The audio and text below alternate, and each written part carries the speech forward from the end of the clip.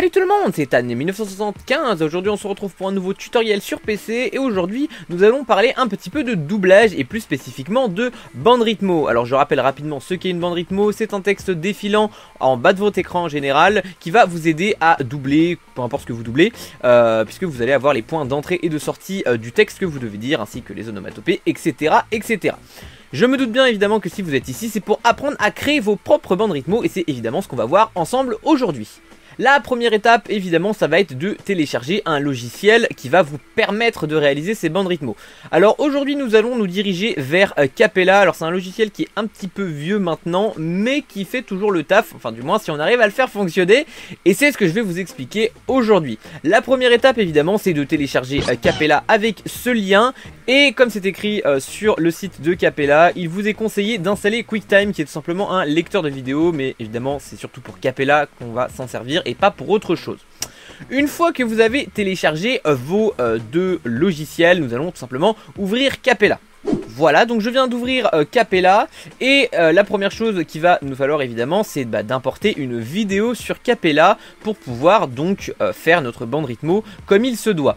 Alors c'est là qu'on va probablement être heurté à un problème puisque je vais essayer, vous allez voir, d'ouvrir une vidéo random et on va avoir normalement un petit souci.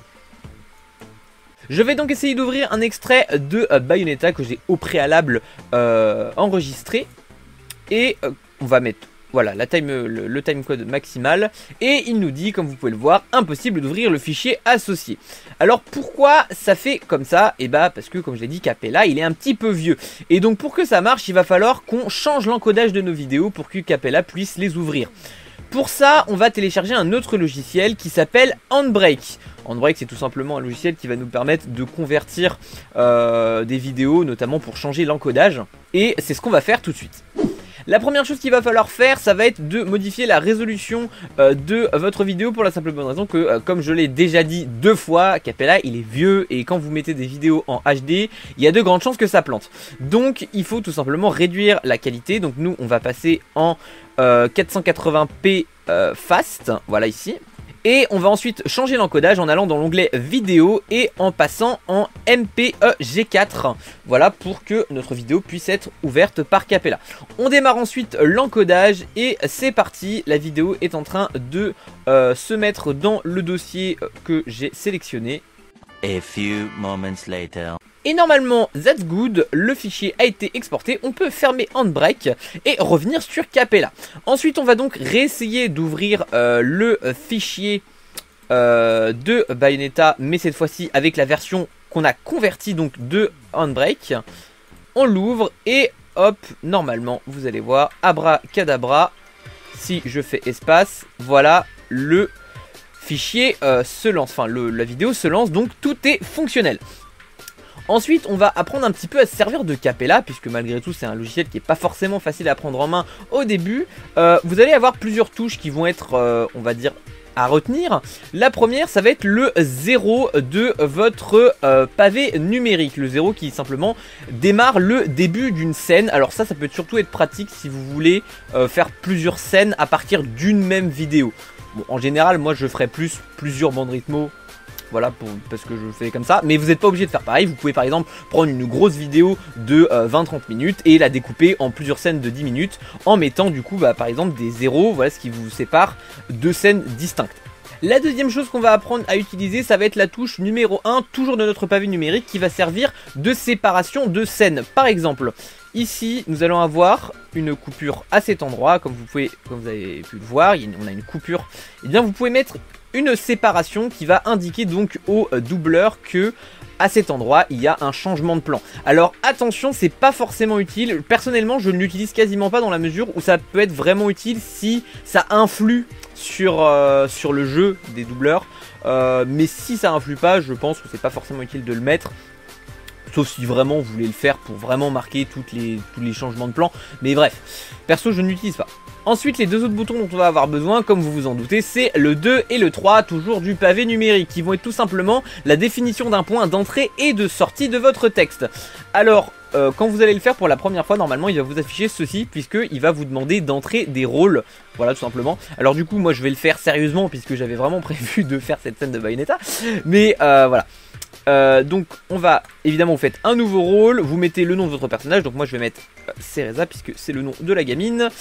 Vous pouvez choisir une couleur, ce qui peut être sympathique, et voilà, le sexe aussi, je sais pas si ça influe vraiment, mais bref. Voilà. Donc là, on a du coup le petit bandeau qui est indiqué avec le nom du personnage. Et voilà. Vous pouvez mettre le point de sortie, et ensuite ce que vous pouvez faire, vous pouvez tout simplement déplacer le point de sortie en faisant CTRL et en appuyant avec clic gauche. Voilà.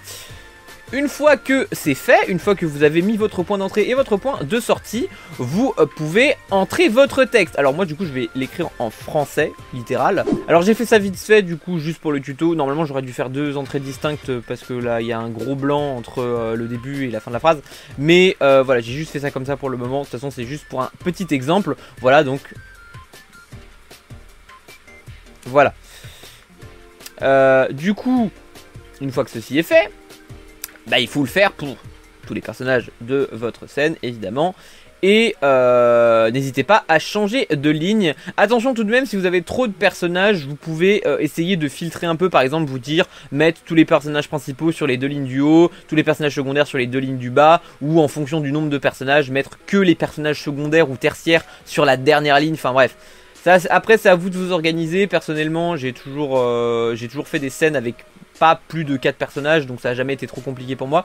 Mais voilà, n'hésitez pas quand même à essayer de vous organiser pour éviter de vous perdre pendant que vous ferez votre bande rythmo. Alors je n'ai écrit qu'une seule phrase parce que pour ce tutoriel je vais pas faire la bande rythmo en entier, je ferai ça de mon côté évidemment plus tard parce que ça va prendre un peu plus de temps. Mais une fois que vous avez terminé donc votre bande rythmo, que tous les dialogues sont ok, vérifiez-les quand même, on sait jamais, vous allez devoir exporter votre vidéo. Mais on peut pas exporter la vidéo comme ça depuis Capella, donc ce qu'il va falloir faire ça va être d'enregistrer votre écran à l'aide d'un logiciel comme par exemple OBS ou d'autres, n'importe quel logiciel de capture d'écran. Je vous conseille évidemment d'enregistrer en haute définition pour que ce soit le plus visible possible. Donc alors là du coup je ne peux pas le faire puisque je suis déjà en train de record avec OBS, MDR, mais c'est ce que vous devrez faire du coup pour enregistrer donc le visuel de votre bande rythmo. Et si vous voulez rendre le tout bien plus propre, il vous suffira ensuite de découper au montage. Alors vous inquiétez pas, pas besoin d'avoir un master en montage pour savoir faire ça, c'est pas compliqué. Il vous suffit tout simplement de découper la zone supérieure de l'écran du coup hors de la bande rythmo et de la remplacer par du coup la vidéo d'origine en bonne qualité que vous aviez normalement à la base, puisque c'est celle-là qu'on a utilisée dans Handbrake.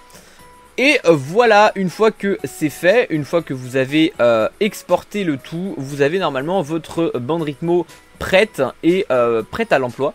Et ainsi donc vous pouvez commencer votre doublage.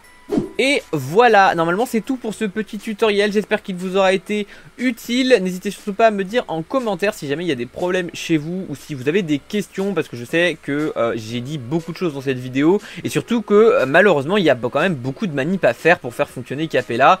C'est pas comme les logiciels de bande rythmo modernes, il faut trifouiller un petit peu si on veut que ça marche.